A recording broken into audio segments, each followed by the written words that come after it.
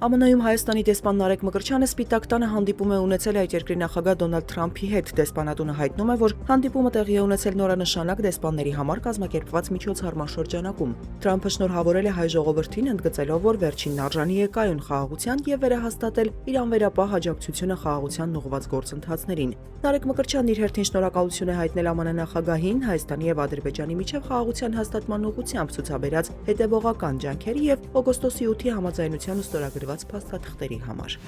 Հակակոռուպցիոն կոմիտեում քննվող քրեական վարույթի շրջանակում պաշտոնեական լիազորությունները չարաշահելու մեղադրանքով Պետեկամուտների կոմիտեի եւս մեկ նախկին բարձրաստիճան պաշտոնյա է ձերբակալվել, հայտնում են կոմիտեից։ Նախաքննության շահերը վկայակոչելով այլ մանրամասներ այս մասին չեն հաղորդվում։ Լրատվամիջոցների տեղեկություններով ձերբակալվածը ՊԵԿ նախագահի նախկին տեղակալ Վախթանգ Միրումյանն է։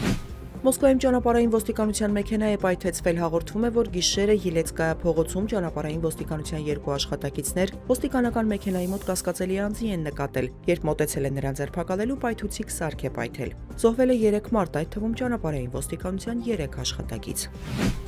Ուկրաինական ուժերը նահանջել են Սևերսկից, որը գտնվում է Դոնեցկի մարզի արևելքում, հայտնում է Ուկրաինայի զինված ուժերի գլխավոր շտաբը։ Հաղորդվում է, որ ռուսական զորքերը փորձում են մոտենալ Սլավյանսկին, որը դեռևս Ուկրաինայի վերահսկողության ներքո գտնվող տարածաշրջանի խոշոր քաղաքներից է։ Զորքերի դուրսբերման որոշումը կայացվել է զինվորների կյանքը եւ ստորաբաժանումների մարտական պատրաստվածությունը պահպանելու նպատակով, հաղորդում է ուկրաինական կողմը։ Սևերսկի գրավման մասին ռուսական կողմը հայտնել էր դեկտեմբերի 11-ին, ուկրաինական հրամանատարությունն այդ ժամանակ հայտարարել էր, որ քաղաքի համար մարտերը շարունակվում են։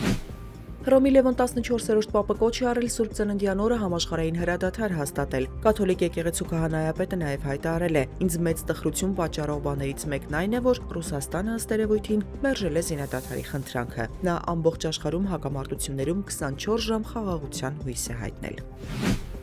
Հայաստանի տարածքում դեկտեմբերի 24-ից 25-ին սպասվում է առանց տեղումների եղանակ, 26-ից հետո առանձին շրջաներում սպասվում են տեղումներ, լեռնային եւ նախալեռնային գոտում ձյան տեսքով։ Օդի ջերմաստիճանն էապես չի փոխվի։ Երևանում դեկտեմբերի 27-ից 3-ը, 28-ի գիշերը սպասվում են տեղումներ, բարձրադիր գոտում ձյան տեսքով։ Մայրաքաղաքում այսօր ցերեկը կգրանցվի 5-ից 7, երեկոյան ժամերին 0-ից 2 աստիճան տաքություն։